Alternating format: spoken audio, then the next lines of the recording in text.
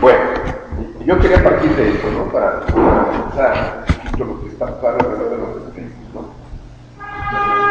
Lacan, podemos decir con toda confianza, que no Carlos es un maestro oral.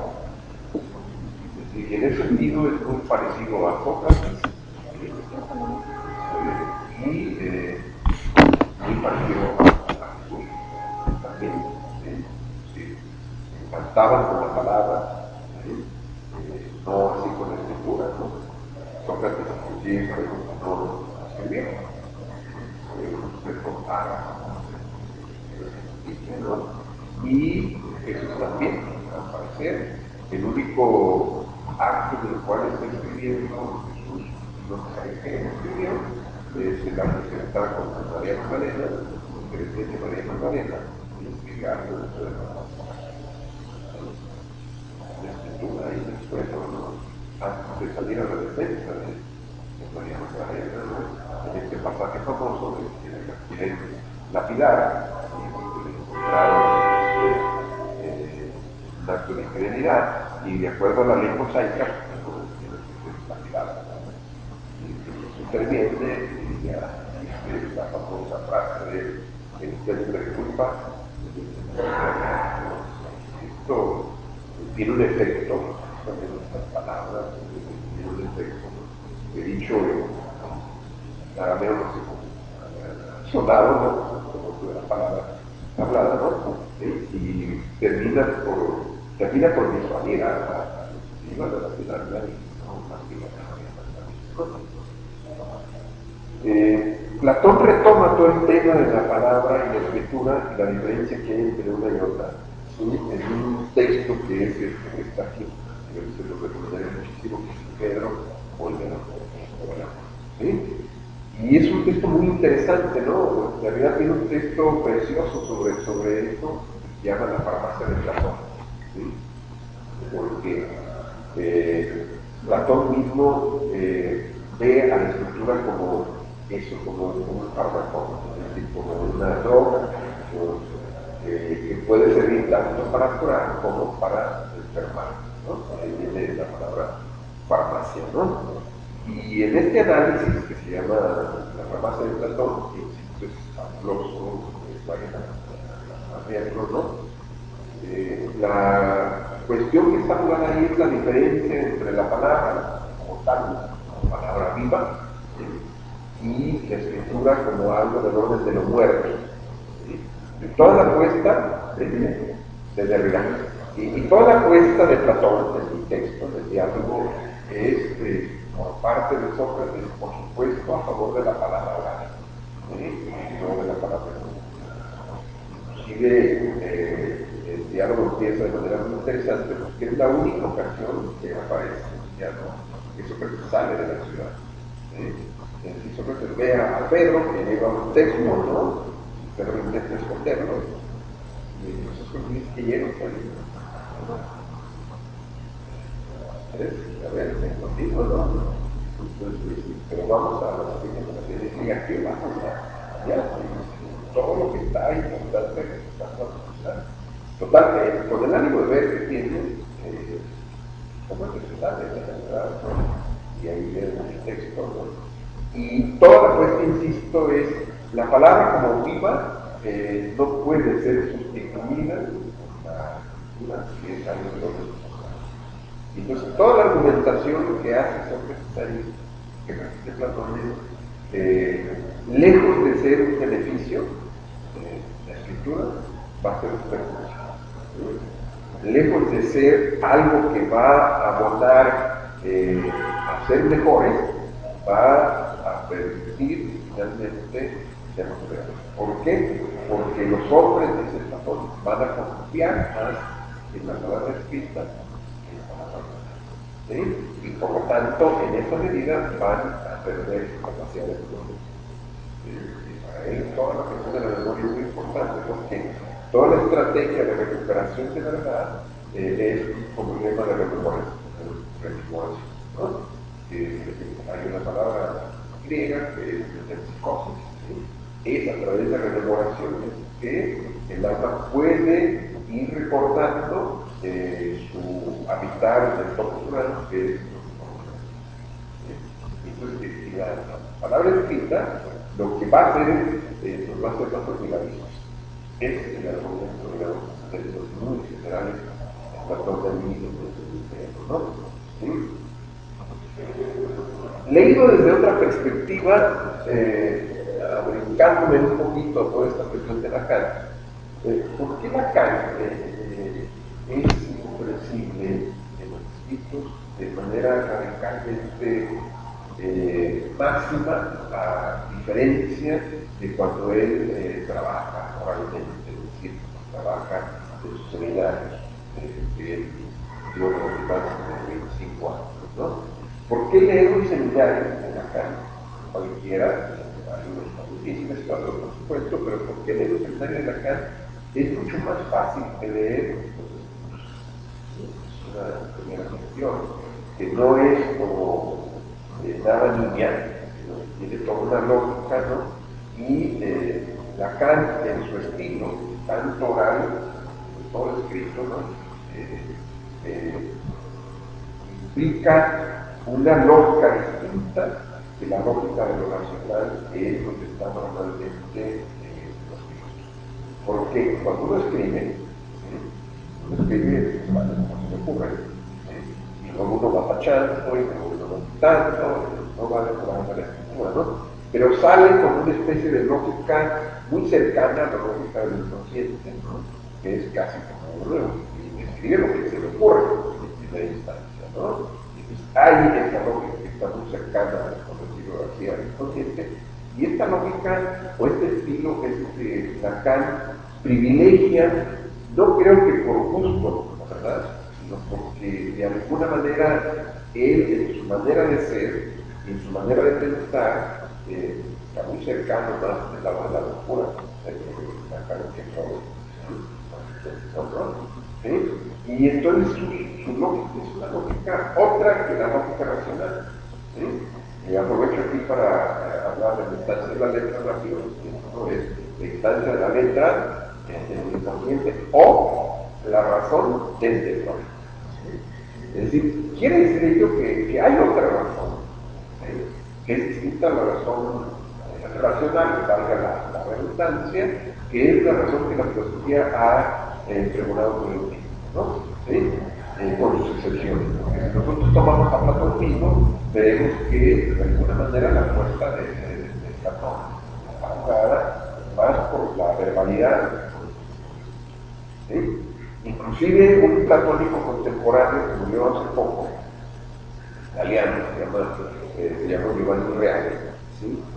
Tiene un texto enorme sobre Platón, ¿sí? Y él insiste, Giovanni Reale, que toda la enseñanza de Platón no pasa por la obra escrita, ¿sí? Que la enseñanza importante de Platón no pasa por la obra escrita, sino que pasa a través de la transmisión oral, ¿sí?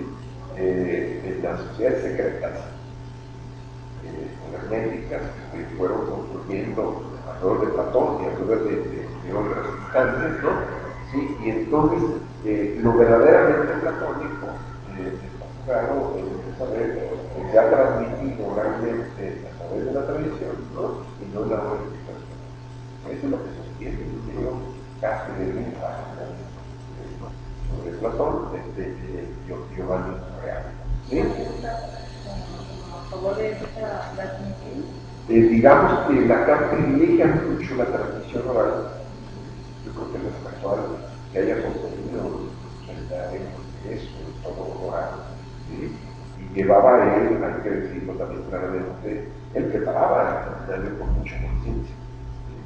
Es decir, pero en cierta medida también se dejaba hablar en el seminario y no pocas veces dejaba el material que llevaba preparado para disponer conforme se le iba presentando, digamos, la ocurrencia en el momento y también a partir de las intervenciones que había, que no había muchas, inclusive yo a veces convocaba de algo, ¿no? O sea, denme un signo de que lo que estoy diciendo ustedes tiene sentido para ustedes, ¿no?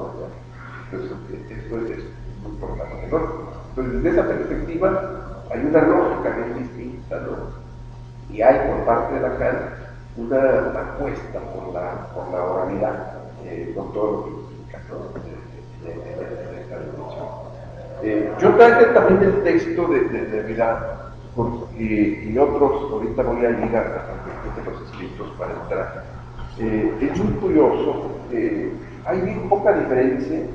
En la primera edición en francés de los escritos es de 1966, ¿sí? Y yo no sé cuánto sea la diferencia, habría que hacer todo este trabajo, ¿no? El título original de la obra aparece registrado en francés en 1967. Un año de diferencia entre los escritos y la gramatología de tiene que ver con todo el tema de la escritura, ¿no? Pero me traje este y voy a empezar con esto. Este es el texto que se llama La Carta con nosotros, un coloquio que organizó René Medio, y Alan Mario, y es un autor que estuvo a punto de funcionar, me platiqué, tiene toda el anexo, todas las cartas que se intercambiaron, pero ahí viene un texto muy curioso de realidad. Yo lo utilizaría, porque obviamente no lo puedo reproducir aquí. Se llama Por amor a la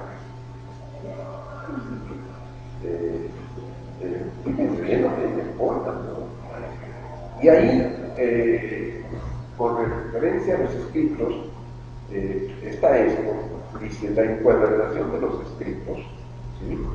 Es lo que los hace mantenerse juntos y les asegura la más sólida estructura sistémica. La constructura, así dice, la constructura más formalizada, tan formalizado como sea posible. Ahora bien, si existe un texto que se mantenga más que cualquier otro en esta posición y en este puesto del encuadernador, es el seminario sobre la Carta Robada. Bueno, aquí le tengo un poquito.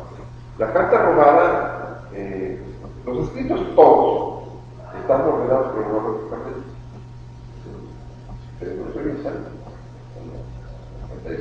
Excepto justamente con el texto con el que abre, que es el de la Carta Robada. Disloca la temporalidad, se puede decirlo así. Lacan quiso, con toda la intención, de que ese texto fuera el que abriera. ¿Sí? Es un texto dedicado al problema de la letra, de la carta. ¿Sí? Entonces, hay una cuestión ahí de letra y carta. ¿Sí? Nuestra, ¿no? Nuestra lengua, ¿no? Y entonces él, con toda la intención de la bien, está haciendo toda una reflexión sobre cómo determina la carta allí, la letra, toda la posición subjetiva de los sujetos, jugamos ahí en el cuento, es que quiere que los escritos se hagan por una carta. De verdad le dedica también toda la carta robada, una lectura un tanto distinta a la carta, ¿sí? Pero eso ahorita lo dejo y quiero seguir leyendo, porque nos va a hablar aquí del encuentro de él de verdad con la carta. ¿Sí? Dice así: como lo saben, el seminario sobre la carta robada recibe un privilegio, cito las palabras de la carta, ¿sí? Abro comillas, el privilegio de abrir su serie, la serie de los escritos,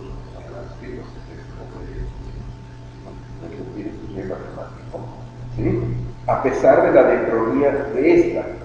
Dicho de otra manera, los escritos recogen y vinculan todos los textos que se componen en el orden cronológico según la diacronía, ¿sí? De su publicación anterior, con excepción justamente del seminario sobre la carta robada, que siendo el primero, recibe el privilegio, comillas, la palabra de Lacan, de representar la configuración sincrónica del conjunto y de representar todo. ¿sí? Por esta razón, me había parecido justificado interesarme de manera privilegiada, ¿sí?, en este privilegio.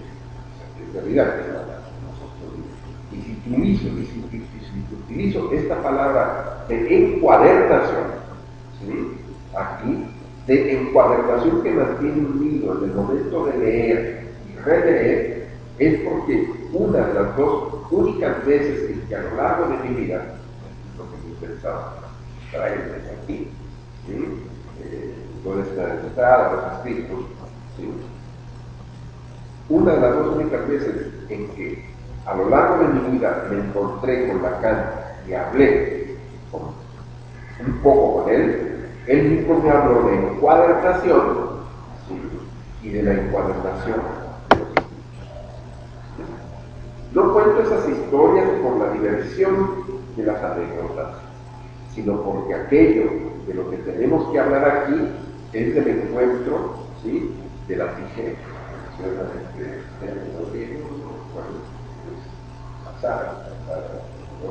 Calculable, ¿no? ¿Sí? De la contingencia o no, y de lo que vincula, si quieren, la firma del acontecimiento con el teórico. No me encontré con Lacan más que 2 veces, y me lo crucé en un cóctel una tercera vez. No sé si esto quiere decir que estuvimos juntos, uno con el otro, pero en todo caso, estos 2 encuentros no ocurrieron en casa, ¿sí?, de uno o del otro, ¿sí?, sino en casa de una tercera persona. Y primero, la primera vez en el extranjero, en 1966, ¿sí?, en Estados Unidos, ambos éramos por primera vez exportados. Exportados. Digo adrede exportado, comillas, es una cita, porque quizá ustedes sepan que a través de los seudónimos que los periodistas llaman transparentes, el personaje reconocible de una muy mala novela, cuando digo mala, está hablando de literatura y no solo de moral, ¿sí?, que se quejaba primero de no ser traducido del extranjero, quejándose con una amargura en la que el papel parece impregnado. Este personaje decía recientemente en un solo golpe que Lacan, ¿sí?, conmigo, alias Lau, con Zaida, a los últimos, somos ambos productos adulterados y buenos para la exportación. ¿Sí? Encontrarme en el mismo embalaje de exportación con Lacan había sido más bien de mi gusto. Pero esto no fue soportable ni el gusto de todos, pues porque un periodista que va y viene entre el comité de Gallimard, ¿sí?, y el novio conservador intentó separarme de con Lacan, diciendo que para el autor de esta consternante novela era solo realidad. Él decía mi nombre, no el del personaje de ficción, que era Zaida, ¿sí?, Siga o Zaida, que esta vez en singular, si está falsificado, se vuelve un producto adulterado, ¿sí?, bueno para la exportación.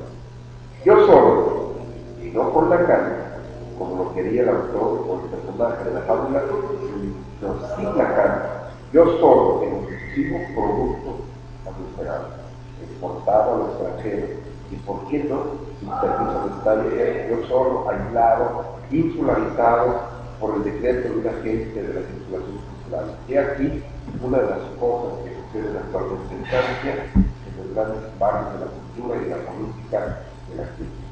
Hablaba al empresario.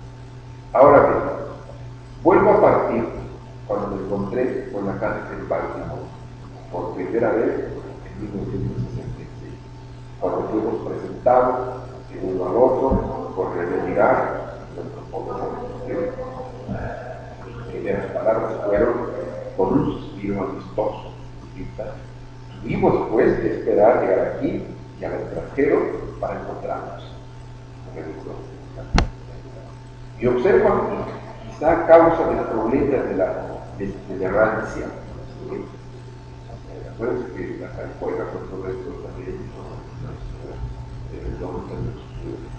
cautos llegan, como el padre, ¿no? Hay un juego, hay un juego francés, que nos espera, y quizá debido al nombre de muerte de Baltimore, Val, de diagonal, y Timor, baile con trance y terror. Baltimore es también la ciudad de Poe, por eso es que abre con la carta robada, un cuento de Regalado, cuya tumba había buscado en vanos un día, pero en todo caso había podido visitar su casa en esa ocasión. Fui a casa de Poe en 1960. Bueno.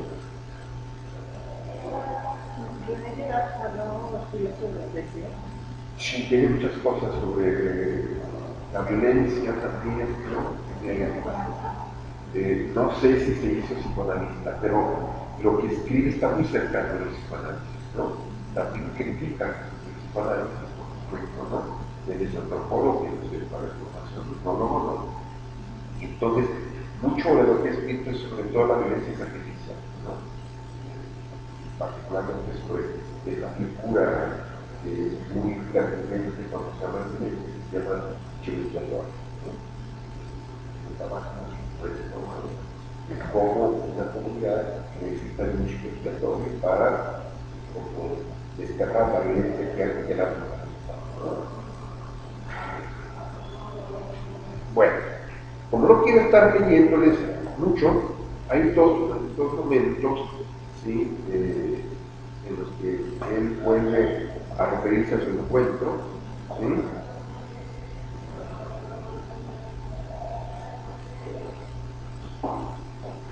Más adelante dice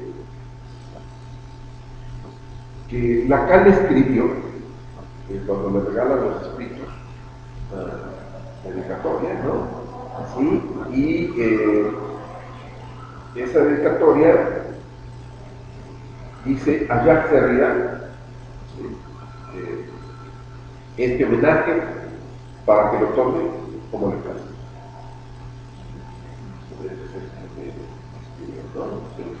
Y luego dice, mensaje recibido, dice Derrida, ¿sí?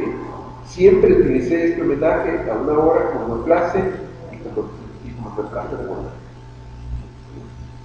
Aquí esto lo aprovecho para todos los desencuentros que hay entre Lacan y Derrida, y todos los encuentros, porque están más cercanos de lo que uno cree, ¿sí? Y en ese sentido, el que él se detenga a hablar de Lacan, o del amor de Lacan, dice, va a sorprender a más del mundo. Pero dice, yo lo quiso. Todavía más fuerte, si yo lo amo. Entonces, bueno, esto lo traigo porque Lacan ha experimentado la cuestión de es inentendible. Sí y no. Porque hay otra razón por la que sea inentendible los escritos. Hay una que no es despreciable. El escrito es eso, una condensación del seminario que se obtiene durante los años. Entonces, imagínense lo que tiene que apretar ahí, condensar, sintetizar, borrar, cortar, todo lo que es un trabajo de edición, que es justamente eso, que tengo que condensar. Todo lo que se va a editar. Esto está jugado en el libro de los escritos. Entonces, cuando uno lee un texto de los escritos, uno está leyendo un texto súper condensado de lo que Lacan trabajó. Entonces, obviamente, sin entrar en sus escritos, tener que darse de frentazo, ¿no? Y decir, ¿qué carajo se puede decir de este libro? Y por eso tanto chiste, ¿no? Yo acabo de colgar eso en el muro, de llamarlo la conocidad, ¿no? O sea, para uno ahí queriendo su sociedad, que dice el otro, no que aviente, no es el único que no entiende la cara, ¿no? Entonces, bueno, esta es la segunda razón, ¿no? ¿Sí? Los dos son pensadores de la escritura, ¿sí? De la letra, también voy a decir más, del significante, ¿sí? Y los dos trabajan a su manera, cada uno, sobre este difícil pasaje de lo que hay, de lo que se enuncia a lo que se escribe. ¿Sí? De hecho, hay un texto pequeñito de creo que nos puede servir de clave para todo esto que estoy desarrollando aquí, que es el blog mágico. Si lo recordarán, ¿no? El blog mágico es un texto sobre la escritura, ¿no? Y es un juego que apareció en tiempos de trabajo. No está todo, pero aparece. Muchas cosas, que es este texto donde uno escribe, ¿sí? Y levanta uno la hoja donde se escribe y se borra, ¿sí? Y queda abajo la huella del escrito. ¿Sí? Ese es el blog mágico, ¿no? Bueno, Derrida sostiene, y me parece que no hay que despreciar esto, ¿no? Que Freud llega a elaborar la cuestión de psicoanálisis justamente porque es judío. ¿Sí? De alguna manera dice el psicoanálisis tiene una carga judía muy fuerte, dice, y sobre todo porque, a diferencia de las otras lenguas, ¿sí? La lengua judía para la China, y japonés, por eso acá formula todo lo que tiene el significante cuando va a Japón, ¿sí? Y también los jeroglíficos, ¿no? Y acá en nuestra cultura nosotros tenemos los códices, ¿sí? Donde hay una diferencia radical entre la voz y la escritura. Y en la escritura hay algo que se pierde en el nivel de la voz, ¿sí? Si Freud no hubiera sido judío, ¿sí? Difícilmente hubiera estado. ¿Por qué? Porque Freud se percata perfectamente que no todo está jugado en la voz, sino que hay una dimensión otra, donde el sujeto aparece como efecto de la escritura, que es el cuerpo. Y es justamente esto lo que habla en el cuerpo de las técnicas, aquello que no pasa por la voz, pero sin embargo está aquí jugado en la voz y que tiene que ver con lo que Freud llamó ¿no? Es decir, el síntoma se inscribe en el cuerpo, ¿sí? Deja marcas del cuerpo, deja huellas del cuerpo, ¿sí? Y hace que aparezca algo de este orden del síntoma en la voz del que enuncia, del que habla, en un dispositivo hecho de tal manera para que el sujeto se salga. ¿Sí? Pero no hable de acuerdo a una lógica de la razón, ¿sí? Sino que hable de acuerdo a una lógica que tiene que ver con la cuestión de la hipnosis. ¿Sí? Acuérdense cuál es el sentido de la regla. La regla fundamental, la psicoanálisis, diga usted todo lo que se le ocurra, ¿sí? Sin censura, ¿sí? Sin nada que tenga sentido o no tenga sentido, usted diga todo lo que se le ocurra, ¿sí? Y decir todo lo que se le ocurra es poner al sujeto como hablante en una dimensión otra que va y lo desborda en cuanto justamente enuncia las palabras. ¿Sí? ¿Por qué? Porque el sujeto es dentro de su escritura historial, lo voy a decir así mal, ¿sí? Y lo que viene a hablar es como la punta del iceberg, voy a decirlo así, las palabras son la punta del iceberg que implican todo el cuerpo del iceberg, que es su cuerpo, que es su ser, y que están ahí haciendo marcar su cuerpo. Y que las palabras que enuncian tienen que ver con esa historia, con ese cuerpo, con ese ser, con esas marcas, con esas huellas, que son del orden de la huella anémica, que va a llamar Freud desde el Entonces, toda esta diferencia entre lo espiritual y lo moral, ¿sí? Es una diferencia que está recogida en el dispositivo mágico, y que Freud lo hizo por eso, ¿no? También, entre muchas otras cosas.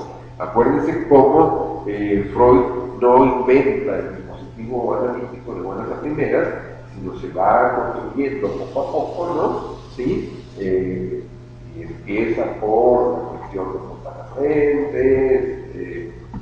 etcétera, etcétera, ¿no? ¿Sí? Por también un incapacidad, como lo dijo, no era un excelente improvisador, ¿no? ¿Sí? Pero también porque de alguna manera hoy se da cuenta, se percata que en la hipnosis hay jugada una dimensión de poder, que el sujeto está impulsado, está sometido al poder del hipnotizador. Y por lo tanto, este dispositivo, en tanto es un efecto de poder, no puede servir para construir dispositivos. ¿Sí? Entonces, desde esta dimensión, ¿sí? Todo esto yo llamo aquí, cuando la palabra refiere se manifiesta como huella, como síntoma, ¿sí? Es justamente la diferencia que hay entre la lógica verbal, se voy a decir así, y la lógica corporal, o si quieren ustedes, ¿sí? Porque en nuestra historia, ¿sí? Nada pasa sin que se inscriba en nuestro corazón. La historia es el recipiente el cuerpo, perdón, es el recipiente de nuestra historia, ¿sí? Y ahí aparece algo de la dimensión de la huella anémica que tiene que ver con el recordar, ¿sí? Por eso desde el principio Freud dice, la histérica sufre de reminiscencia, y es un concepto de la, ¿sí? Es decir, la histérica sufre de recuerdos. ¿Y qué es lo que está hablando a través de, lo voy a decir de otra manera, qué es lo que vehiculiza el recuerdo de la histérica? ¿Sí? Aunque no esté diciendo aquello que tendría que decir, vamos a formularlo de esta manera. ¿Sí? ¿Por qué? Porque lo que llega a la voz, ¿sí? Llega filtrado por el sistema defensor. No sabemos eso, ¿no? Miren, no puede acceder a nivel de la conciencia nada que no pase por el sistema de la censura, sea a través de la deformación, sea a través del sistema. ¿Sí? Entonces, para que yo pueda enunciar algo, implica que hay un sistema de censura ahí que es efectivo, ¿sí? Y que por lo tanto lo que digo no corresponde necesariamente con lo que está acá abajo. ¿Sí? Y que hay toda una dificultad ahí en la cuestión de la déjenme el psicoanálisis, déjenme decirles cómo lo plantea acá, en la pura entrada del texto de la sustancia de la letra.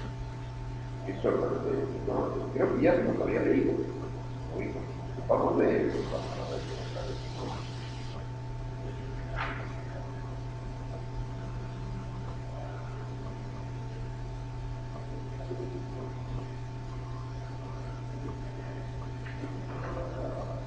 El sentido de la letra, dice, nuestro título da a entender que más allá de esta palabra es toda la estructura del lenguaje, ¿sí?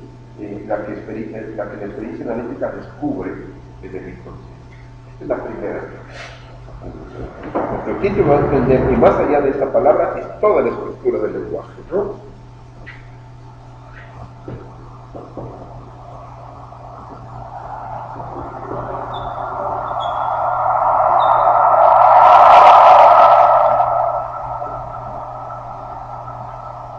Y ese toda la estructura del lenguaje implica, ¿sí? Lo que en francés es la parole, y lo escrito.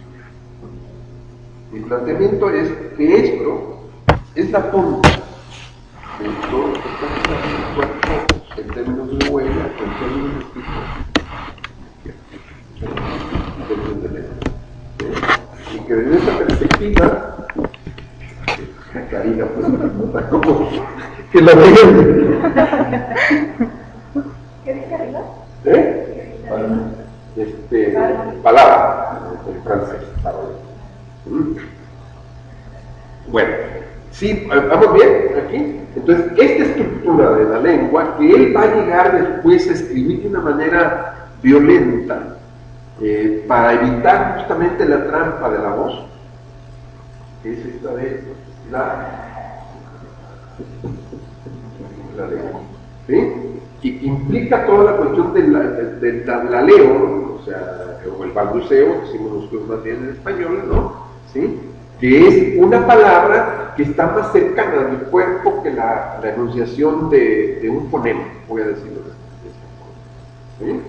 Y que inclusive en la poesía hay gente que se acerca mucho a esto. Esta Argentina, ¿cómo se llama ahorita? Se me escapa su nombre, la última poesía de esta mujer argentina,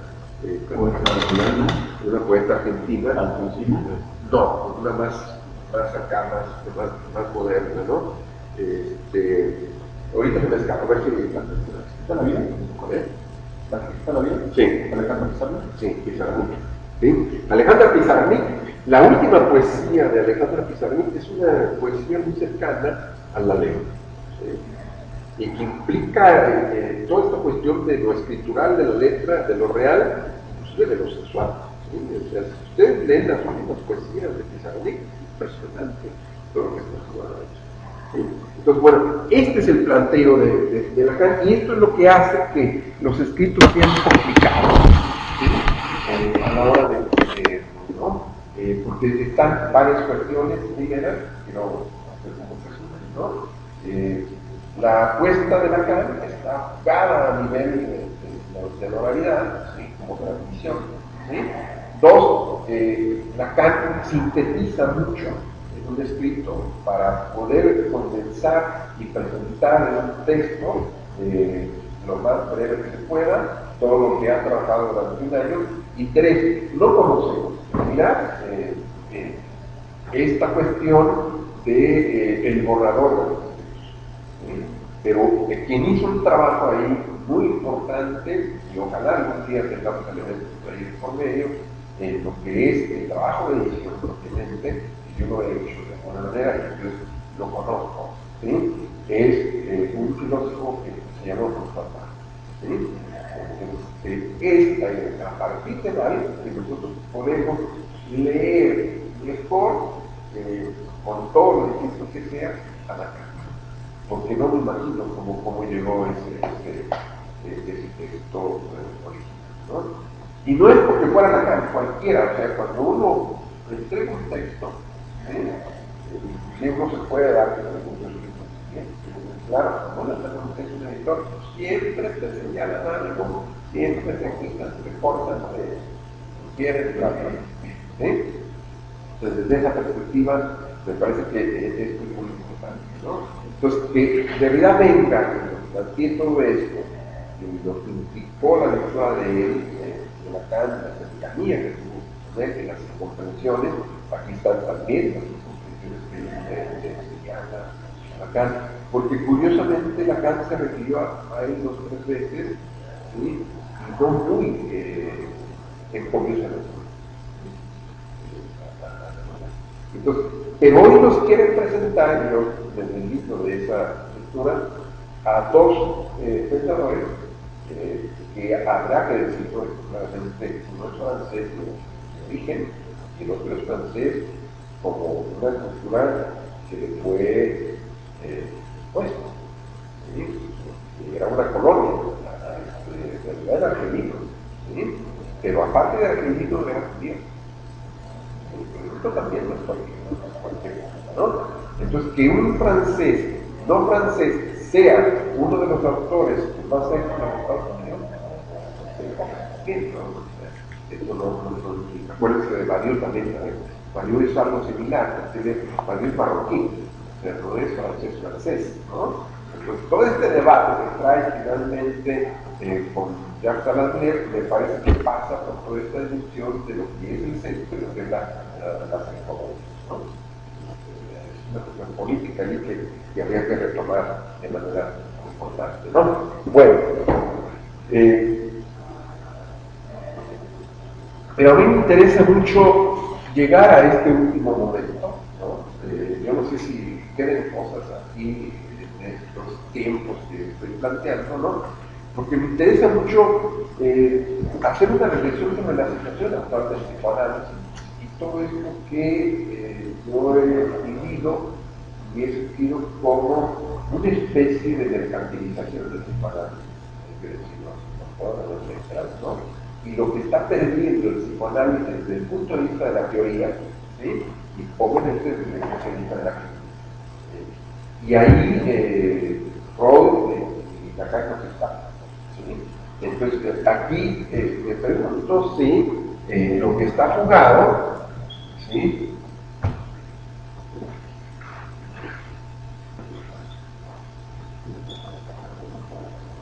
Como dijeron los griegos, pues, ¿no? ¿Ah?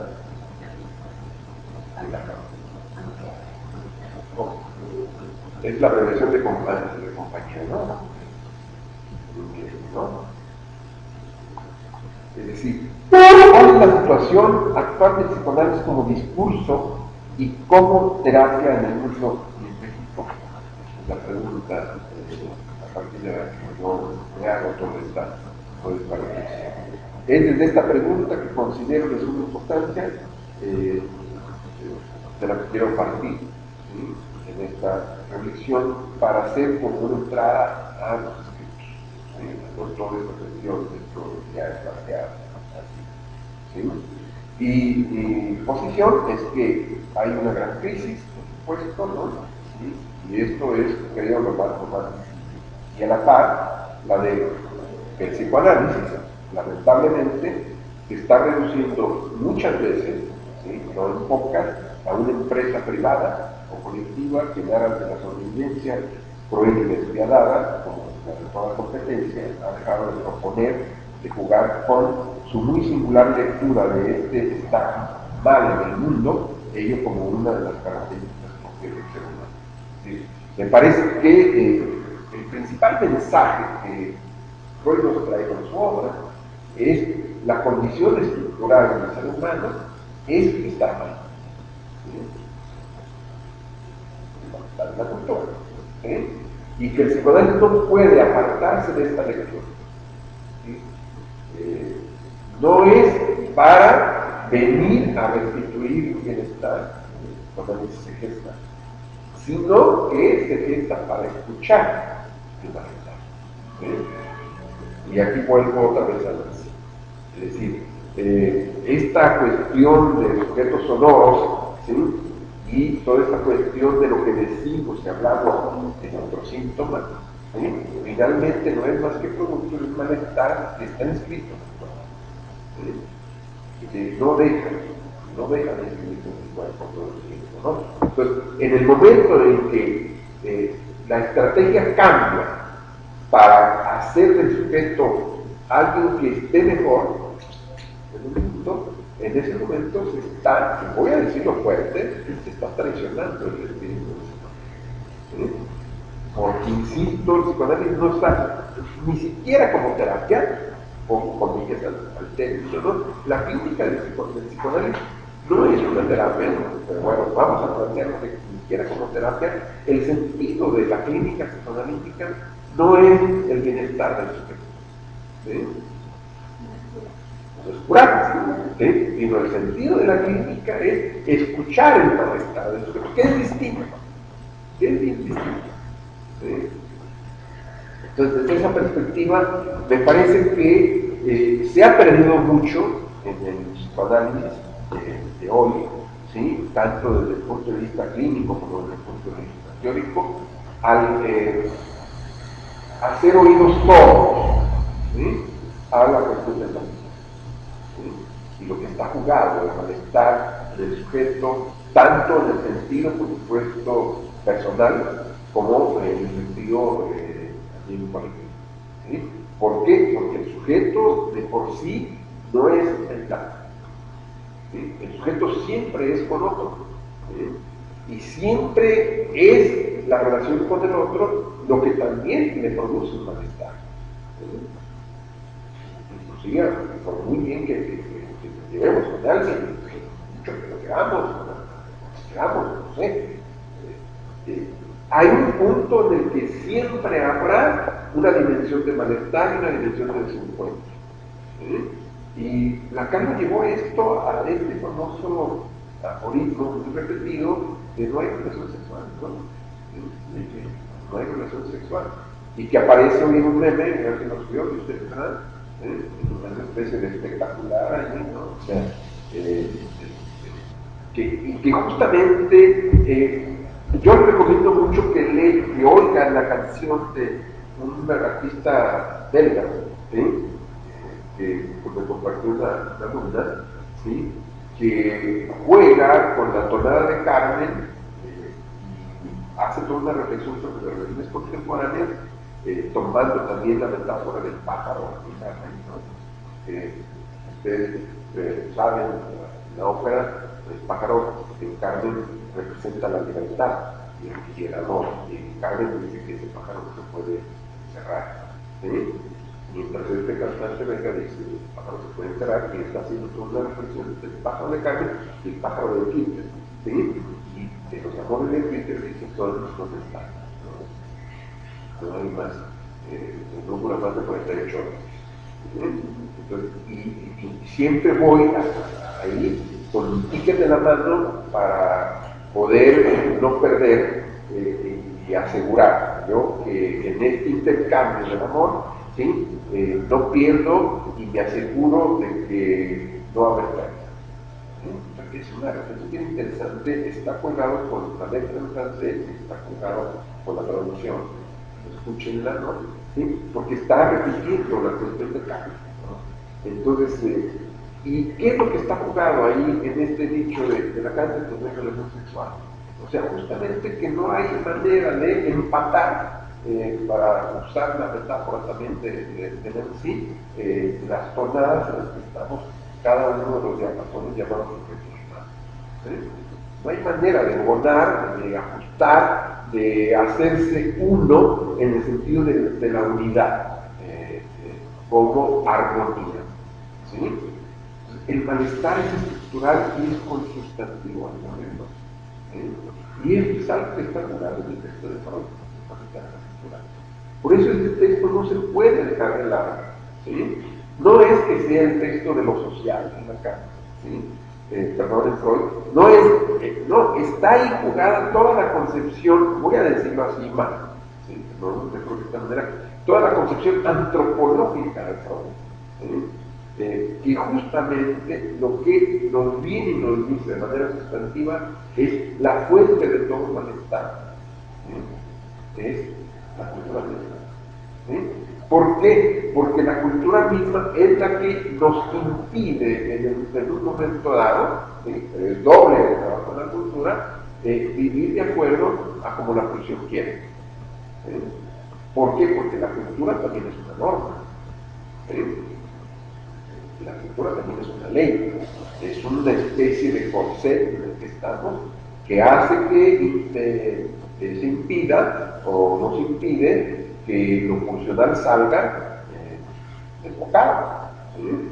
Y es esto lo que provoca el malestar, ¿no? Entonces, todo el dispositivo analítico, insisto en ello, está hecho para que el ejerce como analista se centre en qué, en escuchar el malestar. ¿Sí? Por eso la escucha, ¿sí? Hay toda una técnica aquí, hay toda una serie de planteamientos ahí técnicos que no son gratuitos. La escucha es una escucha no de la atención, ¿sí?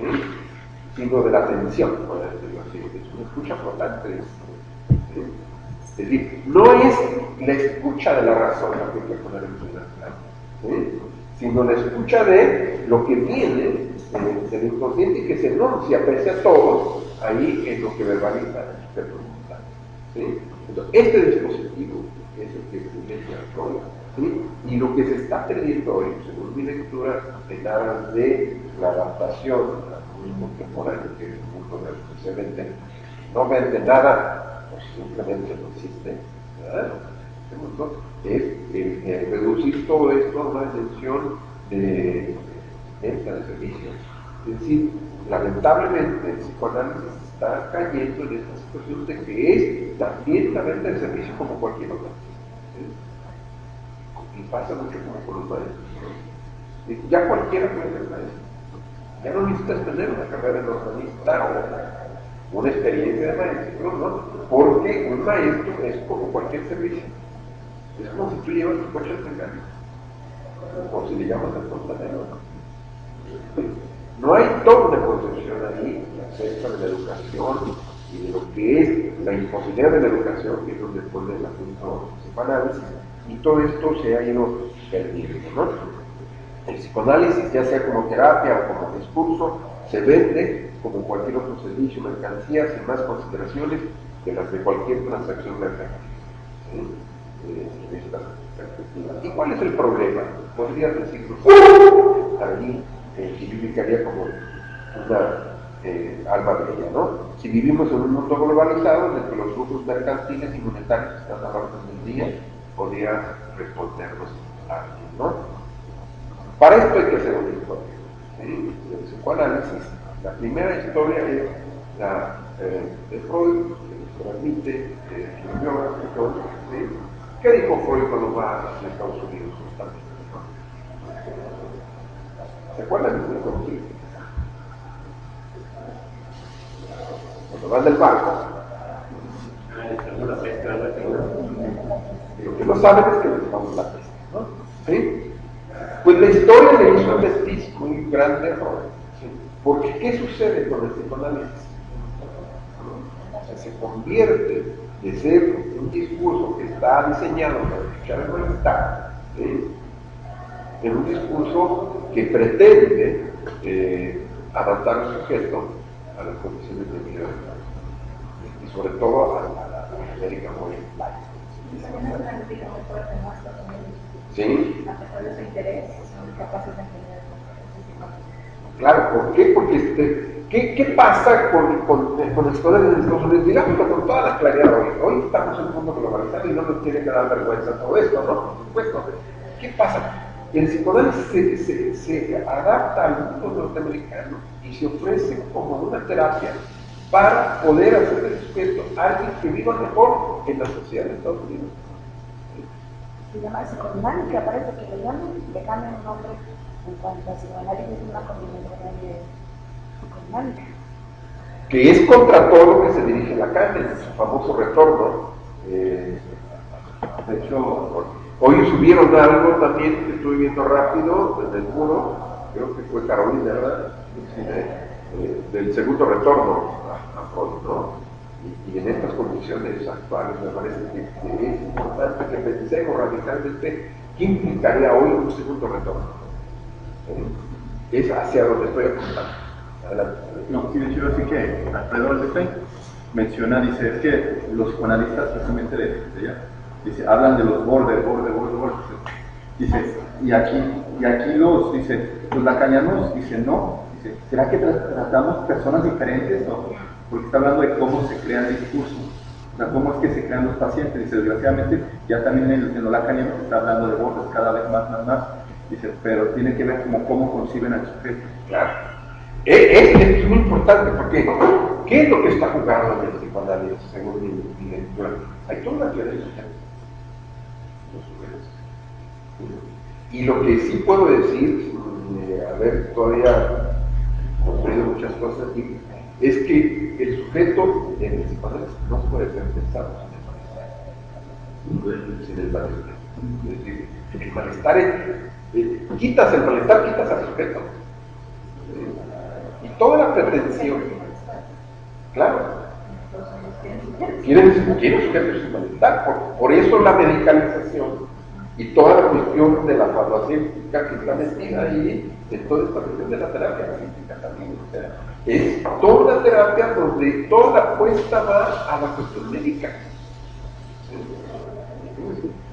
Si algo no funciona, los sujetos hay que darle medicina.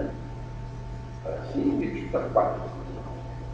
Y asusta, me he dado algún comentario en las clases de qué tiene de malo sufrir, por eso me pregunto, ¿por qué dejar de sufrir, vamos diciendo?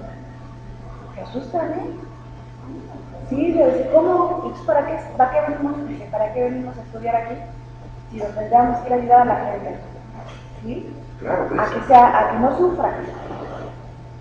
Y lo bueno que no puede ser. Claro, es importante decir, tampoco se trata, o sea, no es una concepción cristiana la de Claro, no. que venimos al mundo así como baño de lágrimas. ¿Sí? No es esto lo que está jugado, pero sí, el hecho de, si en el puro tema del sujeto, ¿sí? Ya está jugando el malestar. El sujeto, en la medida que está atravesado por el lenguaje, ¿sí? Esta es la espina. Acuérdense que yo hablé de la espina de Pablo, ¿no? ¿Sí? La palabra está encarnada en el sujeto. Y la palabra es el equivalente de la espina de Pablo. ¿Sí? Es decir, no hay sujetos sin malestar. El otro es esto. Pensar que es posible hablar de un sujeto así que no esté atravesado por el lenguaje y que no esté atravesado, por lo tanto, en la medida que está atravesado por el lenguaje, por el malestar. Si está atravesado por el lenguaje, está atravesado por la cultura. Si está atravesado por la cultura, por el lenguaje, está atravesado por el otro. Si está atravesado por el otro, está atravesado por el malestar. ¿Por qué? Porque el sujeto no es una unidad en sí mismo. ¿Sí? Y eso sufre. Eso hace sufrir, por supuesto. ¿Cuántas veces no hemos dicho, carajo, pero qué me pasa? ¿Sí? ¿Y por qué no soy completo? ¿Por qué me falta eso? ¿Por qué? ¿Por qué no? Y a ellos se la pasan uno, ¿no? ¿Sí? Y el dispositivo analítico es para escucharlo, no para curarlo. O vamos entonces definiendo qué significa cura, en un sentido ¿sí? Y cura, si no entiendo mal, aquí es darle salida, ¿sí? A esta dimensión de malestar y darle capacidad de respiro. Es decir, un psicoanalista lo que hace es la uso de respiro mental. Y devuelve algo en el orden de la intervención, ¿sí? Pero no para restituir el malestar ni para curar, sino para que el sujeto se pregunte cómo, a pesar de eso, él es lo que es. Vamos a decirlo, ¿no? Tengo una pregunta. La palabra escrita de la madre en el cuerpo puede pasar al bebé.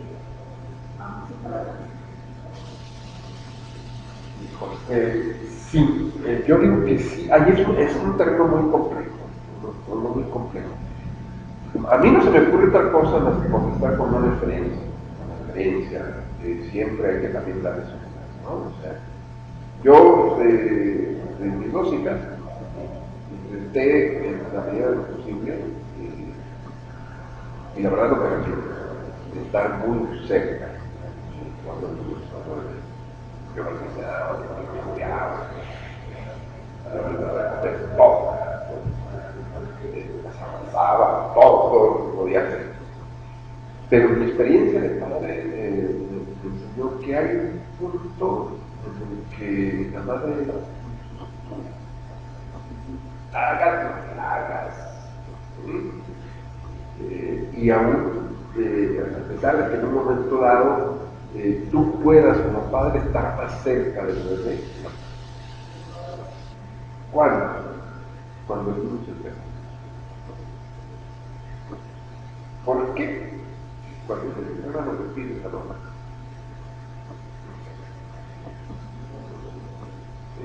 Pero hay algo de la sonoridad. Dice mucho médicos sobre qué médico, ¿no? Que el corazón está latiendo de la madre. Y a pesar de que les daba tanto cariño, quiero que lo maten, quiero que lo maten. Bueno, Margarita, estoy en clase, dime. Sí.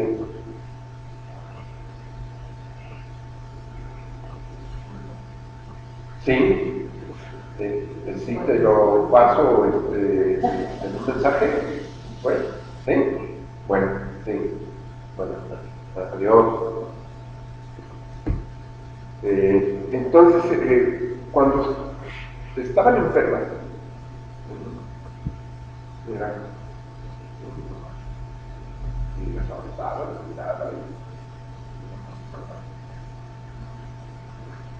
bajo la mano. En medio. Solamente la verdad. Esa es mi experiencia. dice el doctor que en un hospital estaban los bebés y se enfermaban o cosas lloraban.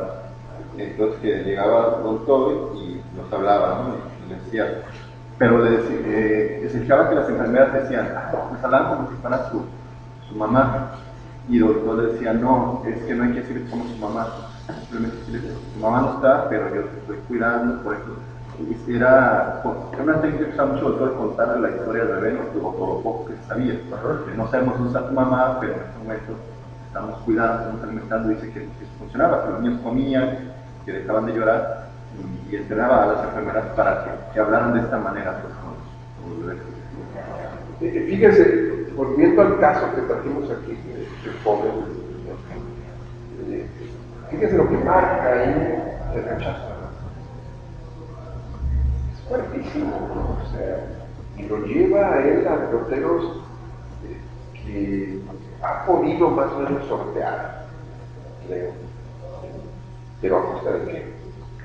Es de una identificación muy fuerte con la madre y con lo que hacía la madre, ¿no? Y de algo que tiene que pasar por el cuerpo, el real del cuerpo. Ahí es donde me pregunto, si lo que está escrito en el cuerpo de la madre se puede pasar sin palabras, ¿no? Porque no sabía mucho de la madre. Es que ahí el problema es como esto que se conoce como empatía, que no es solamente una palabra vacía, que hay muchas cuestiones. A mí me parece que sí hace falta un trabajo más fino en todo esto que conocemos como lo preverbal, ¿no? O sea, y que visto desde la lógica de la palabra hablada de significante, tendemos un poquito a restarle, pero fíjense bien, nosotros estamos 9 meses en el vientre de la madre, estamos oyendo cosas todo el tiempo. Y una vez que salimos del vientre de la madre, que cambiamos de elementos, son algunos meses para empezar a hacer los primeros establecer. Y entonces, alguien lo decía, Gabriel, ¿te acuerdas? Gabriel lo decía, esta relación tan estrecha que hay entre la madre y el hijo, que le hace decir a la madre, cuando llega el hijo, yo sé que tiene, ¿no? Dice, en una circunstancia muy simpática, así lo decía, Gabriel, que es muy interesante. Porque ¿de dónde le viene la certeza? No sé qué tiene. ¿Sí? Es como si estuviera metido en el otro deseo. Y bueno, claro, esto, ahí el pino, es capaz, ahí más o menos, pero el asunto es que hay algo del orden de esta especie de comunicación que no pasa por la palabra, que va más allá de la palabra, está más allá de la palabra, donde efectivamente hay algo ahí que se juega entre este mundo que se construye entre la madre y el bebé. Aparte lo pienso como el acercamiento tan fuerte de gestación, donde la madre está inscribiendo en ese rato también cosas, ¿no? De su cuerpo. Y el bebé está presente en esa inscripción que se está dando en la madre. Que ahí no estamos, por ejemplo, los hombres jugados, ¿no? Porque no llegan a la y aunque estés cerca, a la hora que te niña con mis 2 hijas, y las 12, y todavía que tenga, o sea, hay puntos de que por muy cercano de esa manera no puedo sufrir. Y hay algo ahí jugado en otra dimensión, ¿no? ¿Sí? Y que sí de repente esto hace también difícil la relación sobre aquí yo no sé, habría que ver de las diferencias sexuales, los hijos con la madre o cómo es, ¿sí? Pero me parece que es muy palpable. Eso le da más pegada de los hombres. Sí, la mira de las hijas, yo en mi experiencia de los hijos, por eso más.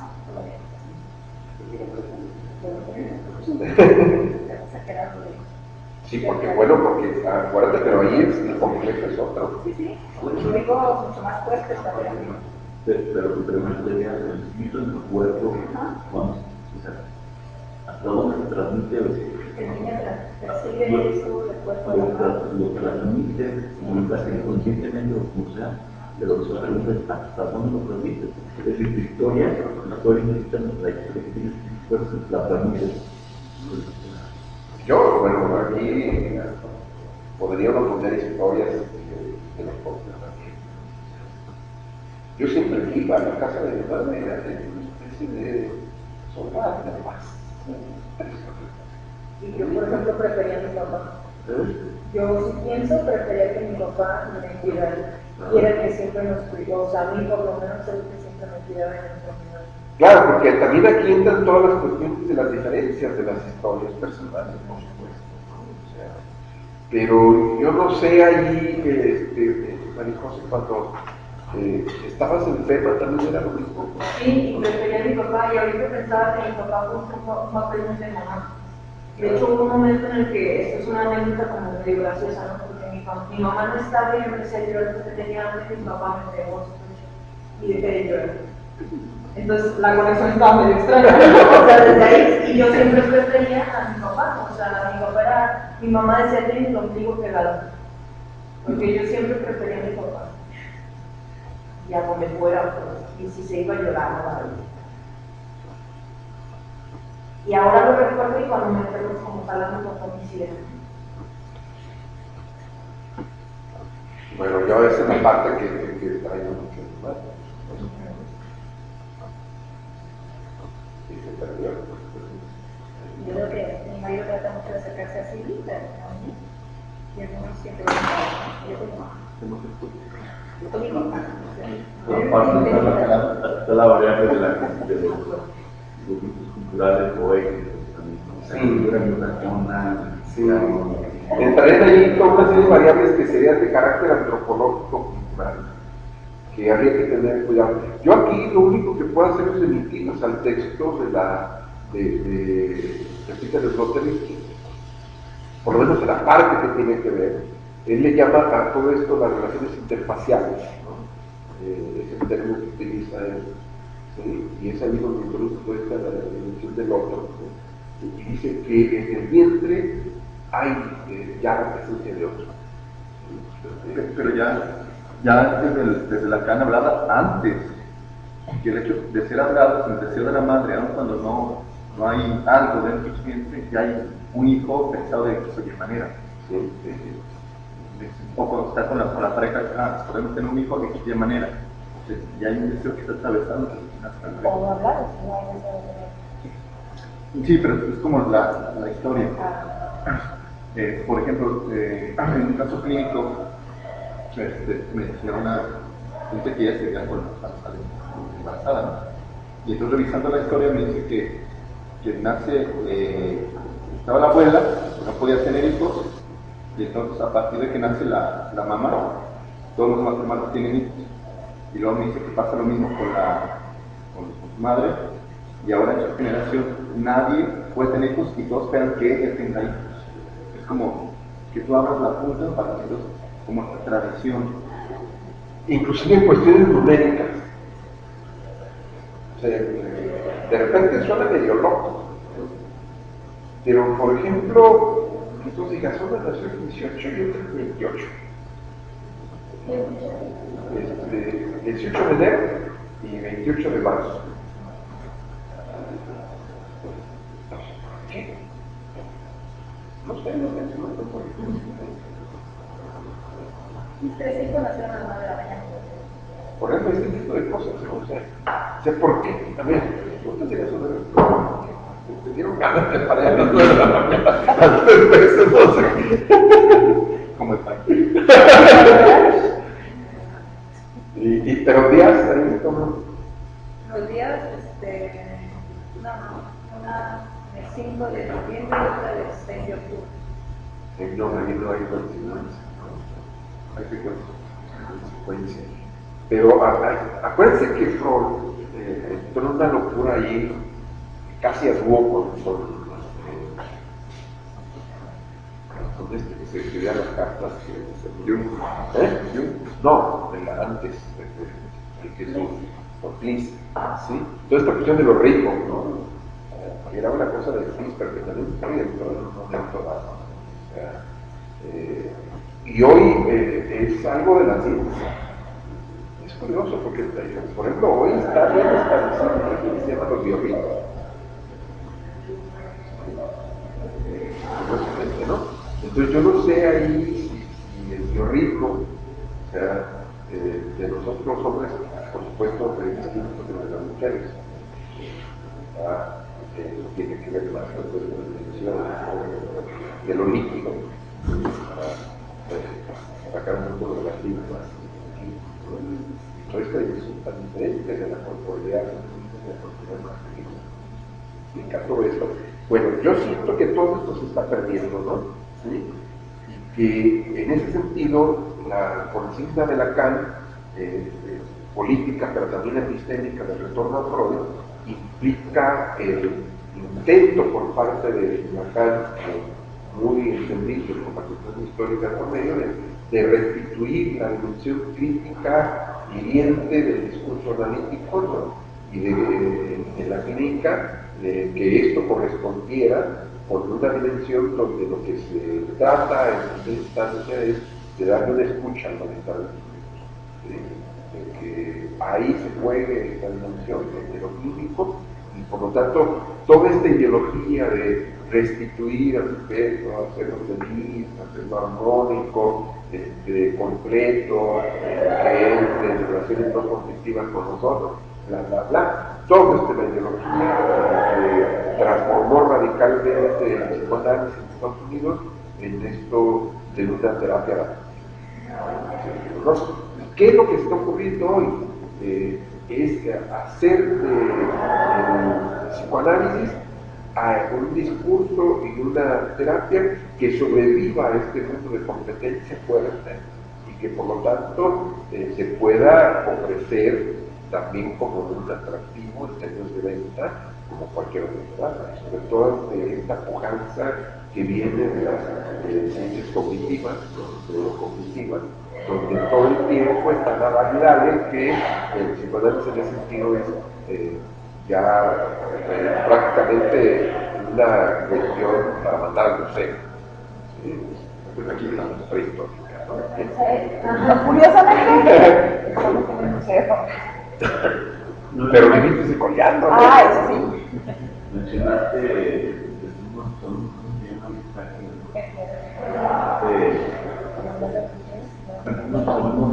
que señalaba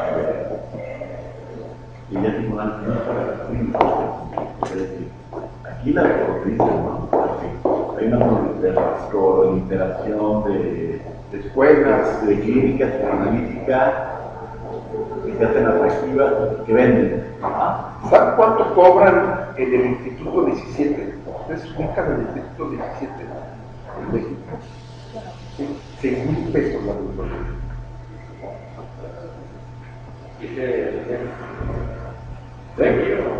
En el DF.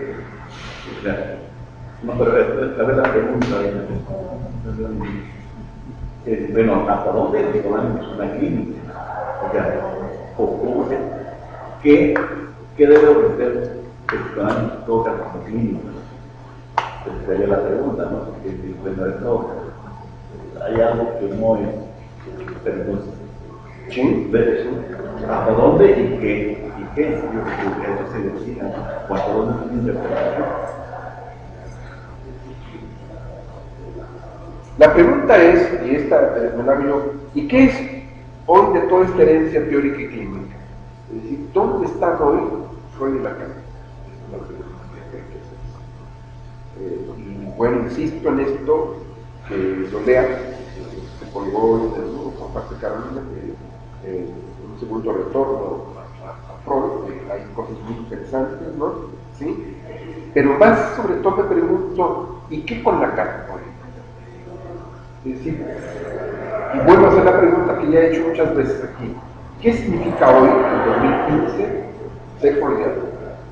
Y si es posible, esto que va a salir, no lo voy a hacer voy a decir mi lectura de lo de Gabriel, y me gustó mucho. Pero, ¿cómo lo escuché? Es como una especie de Freud y Lacan. No terminan por incluir a Lacan. No es que tengan la obligación de hacerlo, tampoco, ¿no? O sea, pero me pregunto, ¿qué es repensar a Freud o pensar a Freud en teoría clínica en Lacan? Y me pregunto muy seriamente, es un problema mío, si es posible hoy leer a Freud sin Lacan. Esto me quedó. Y mencionó a Lacan, mencionó la fase del espejo, ¿no? Pero como muy externo al discurso, con todo lo que me gustó y que bueno, que se hablan en esos espacios, por supuesto, me complicó mucho, ahí estuve, ¿sí? Y esto me parece muy importante, ¿no? Digo, ¿qué lugar le damos hoy a Freud? ¿Cómo leo hoy a Freud? ¿Cómo leo a Lacan? ¿Y qué está sucediendo con la herencia de Freud y de Lacan? Y si podemos contentarnos, reducirnos a esta decisión de hacer del discurso de la crítica una discurso de la crítica competente en términos de ofrecimiento del mercado. Mi lectura es que el esfuerzo tiene que ir por otro lado, ¿sí? Que Lacan puso ahí mucho de sí y que es cierto, también esto es muy poco trabajado todavía, toda la parte donde Lacan empieza a separarse de Freud y hacer cosas ya propias, tanto los teóricos como los científicos. Y la clínica al creer de Freud escucha la psicología viva. Y hoy, ante todo esto que Alfredo se pregunta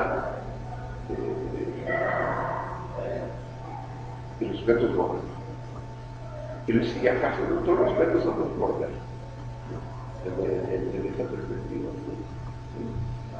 Y yo lo que me pregunto, o sea, ¿cuál es la diferencia que habría entre esta teorización o esta pregunta que se hace, bueno, ¿qué son las cosas muy distintas? Yo creo que es un problema de cómo concibes el sujeto. Y si sigues concibiendo al sujeto como alguien que puedes, sobre el que puedes incidir para restituirle a cierta armonía, me parece que se sigue pensando al psicoanálisis de una u otra manera como un discurso médico. De hecho, habla Alfredo de un libro que recomienda, pero no lo puede conseguir tan fácil. Entonces, arqueología del espejo. Suena bastante bien, ¿no? Hay dos libros en el Kush de ese autor, que no me acuerdo el nombre, pero ese libro no lo... ¿Tienes? ¿Te acuerdas el nombre? Lo tengo y lo voy a... Súbelo, porque a ver si hay manera de conseguirlo. Porque en esta tesitura, o sea, siempre que se va, o sea, el hecho de que se siga poniendo al discurso ciudadano dentro de las ciencias de la salud, o las instancias de la salud, o que pase por la Secretaría de Salud algo que tenga que ver con el tema, me parece que podría tener. Y el hecho de que tú fuiste la que comentaste esto, ¿verdad? Que en el espacio otra vez está viendo tu psicólogo. No sé si son retrocesos grandes que implican que no se sale del modelo médico finalmente y que se quiere a huevo meter al psicoanálisis allí. Cuando el psicoanálisis es hecho con otra textura, con otra tesitura, ¿no? Y consta que viene Freud de la medicina, eso lo tengo claro. Pero si con algo rompió Freud fue con el discurso médico. ¿Sí? Y Lacan viene de la psiquiatría también. Entonces, toda esta cuestión, ¿sí? Nos lleva a una cuestión bastante difícil. O sea, mi tesitura es que lo que se haga en psicoanálisis, tanto desde el punto de vista del discurso como desde el punto de vista de la clínica, tiene que ir más allá de la mera competencia de estar en el mercado ofreciendo una alternativa y un espacio alterno al neomaterial. De hecho, ahorita que estaba yo preparando lo de epistemología, entendí algo que ahorita comentaste, Nacho, porque hay una crítica, no me acuerdo del nombre de este alemán, que decía que el problema con el psicoanálisis era Freud. Decía, es que en la epistemología el problema del método es que no separa el psicoanálisis del Freud. Dice, mi solución es quitar a Freud toda esta cuestión de interpretación, o sea, lo que no tiene como este sustento científico, y dejar solo el psicoanálisis. Dice, solo así podemos tener una ciencia del psicoanálisis. Entonces, viéndolo así, desde aquellos años, más antes de Freud, entiendo cómo surge toda esta línea de esta postura de la entrevista semiestructurada, de lo psicodinámico, o sea, cómo es. El problema del psicoanálisis, digo, oye, muy grave, ¿no? No es el psicoanálisis, es Freud. Entonces, porque es que él nunca terminó la psicoanálisis, nunca terminó la epistemología. Y Freud decía, bueno, esto no se tiene que terminar, es imposible que termine. Esa es la posibilidad. Pero fíjense bien, ahí viene otra vez el modelo de la ciencia médica o de la ciencia natural. Es posible hacer del psicoanálisis un discurso científico, pero a la manera de la hegemonía de la ciencia. Cuando justamente lo que rompe con todo esto es justamente inclusive con el modelo de la ciencia. Y con esta epistemología de sistemas, ¿no? De conocimiento, de... O sea, preciso, exacto, medible, que por ahí van muchas pretensiones, ¿no? Sí, pues, Casi hasta experimentable, ¿no? Cuando, en la medida en que el psicoanálisis pasa por la dimensión del sentido y la palabra, y toda esta desarticulación que hay, todo lo que he trabajado en la primera parte, lo hablado, lo escrito, ¿dónde vas a hacer ciencia? Por lo menos en el sentido en cómo está muy hegemónico el modelo de ciencia que tenemos.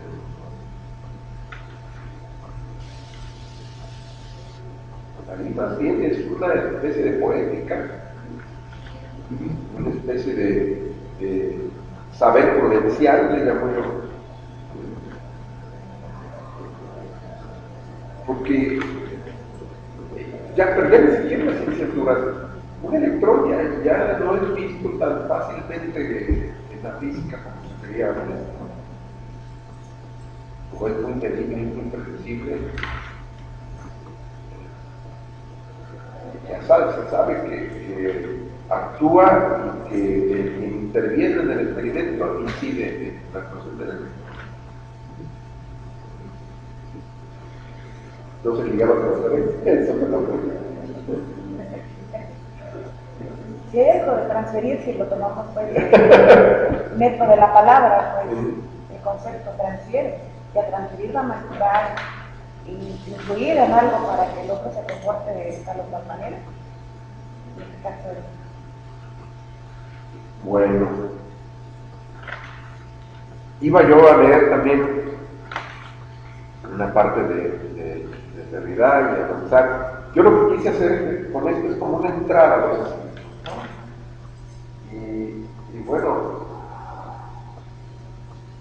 si vamos con la idea de leer un texto de filosofía, un texto de ciencia, escritos, es una mala entrada. No. Yo aconsejo mucho cuando los autores son difíciles, es que lean de corrido.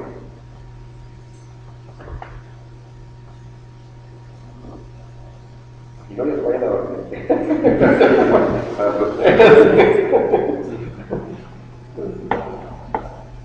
algo a ver qué queda, ¿no? Y sin detenerse mucho en qué entienden, qué se entiende. Ya harán otro tipo de trabajo, pero de entrada, porque si desisten a la primera, Pues la pregunta es cuándo van a leer los escritos.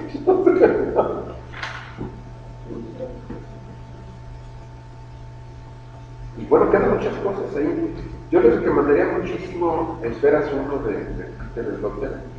Y toda esta parte primera donde está jugando eso que hemos hablado aquí, del vientre, del otro, de la sonoridad, etcétera, etcétera, ¿no? Toda la empatía que hay con la madre, ¿no? Y que a veces va con el padre. Conmigo no funcionó, o sea, algo hice mal seguramente, ¿no? Es que yo pienso ahorita y pensaba también que mi hermana es muy apegada a mi mamá, como que yo tuve que hacerlo con mi papá. Bueno, no sé, pienso. Y hasta la relación que tenemos es completamente diferente.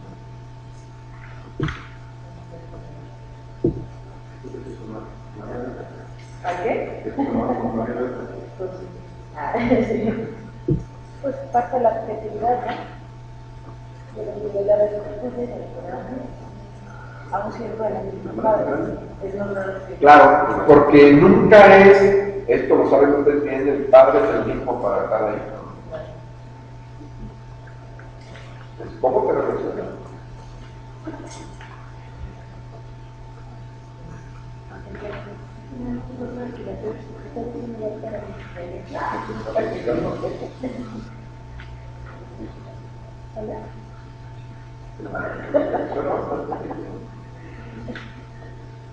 ¿Es argentina?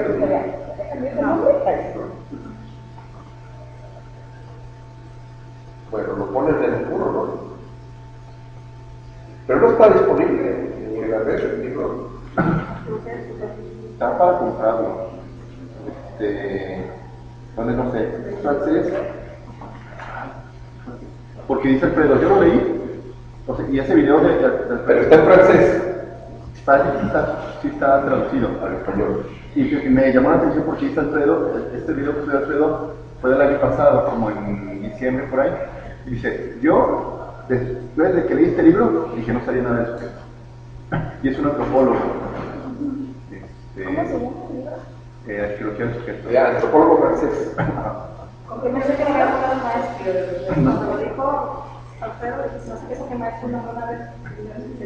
¿Cómo es el libro? A ver, ¿cuál es arqueología del sujeto? A ver. Me interesa mucho. Porque lo pedí en Chicaris Como no estaban todos, les voy a leer este textito que viene en este. Quiero volver a encontrar. Fíjense bien, yo estoy ahí. El sujeto, son 3 preguntas. El sujeto, un diapasón. Cada sujeto, un diapasón asignado de diferente manera, afinado de acuerdo consigo mismo, pero sin frecuencia conocida. Los suyos queda señor. Sí. De este libro que te lo recomiendo muchísimo, se llama A la escucha. Bueno, si algo tiene que afinar uno el oído y se ocupa de esto, tiene que escuchar en otro registro totalmente. Le llamaré los ritmos del sujeto. Alain de Libera. Alain de Libera, arqueología del sujeto. ¿Y dónde está en español? Sí. Ya no sé qué dice. A ver. Esta es la edición francesa, ¿no? Sí. Sí, esta es la edición francesa. Wow, es que dice nacimiento del sujeto.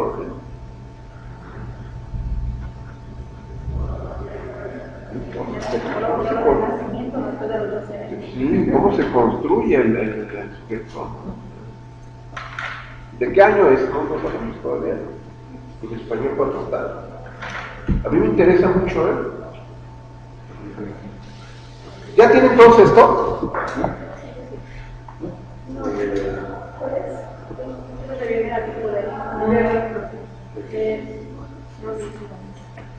Tú sí tienes algo.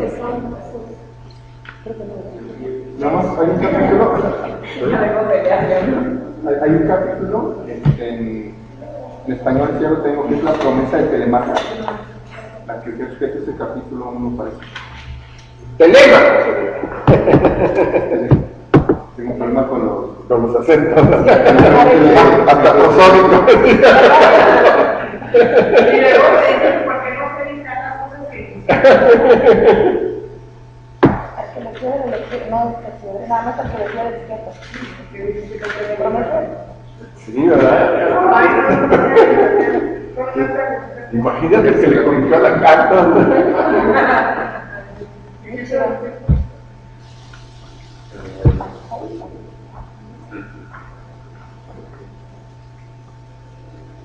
Muy bien, pues 2007. en francés. Sí. Dice, es que ahí se apertura la Paz Bolivia en Fred Oldestein y pone las citas que él hace y dice Alain de Rivera 2007. Puede ser que esté Y citando. tiene 2 libros en el push en español. Alain de Póngase ahí en el burro, ¿no?